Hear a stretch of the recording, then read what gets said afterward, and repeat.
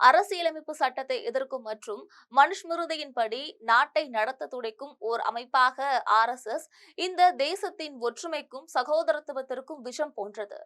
மேலும் மகாத்மா காந்தி படுகொலை செய்யப்பட்ட பிறகு சர்தார் வல்லபாய் பட்டேல் RSS அமைப்பிற்கு தடை விதித்தார். தற்பொழுது அமெரிக்க ஆணையமும் இந்த அமைப்பு மத சுதந்திரத்திற்கு அச்சுறுத்தல் என எச்சரித்துள்ளது.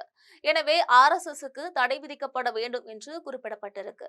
இந்த விவகாரம் குறித்து கருத்து தெரிவித்திருக்கக்கூடிய இந்திய வெளியுறவுத்துறை அமைச்சகம், அமெரிக்க ஆணையத்தின் மதிப்பீடுகள் ஒருதலைப்பட்சமானவை மற்றும் அரசியல் உள்நோக்கம் கொண்டவை. இந்தியாவின் பன்முகத்தன்மை கொண்ட சமூக அமைப்பை கொச்சைப்படுத்தக்கூடிய நோக்கத்துல பழிவாங்கும் எண்ணத்தில் இது போன்ற அறிக்கைகள் வெளியிடப்படுகிறது அப்படின்னு விளக்கம் அளிச்சிருக்காங்க. மேலும் USCIRF அமைப்பு இந்தியா குறித்து இதுபோல ரிப்போர்ட்டை சமர்ப்பிப்பது முதல் முறை கிடையாது.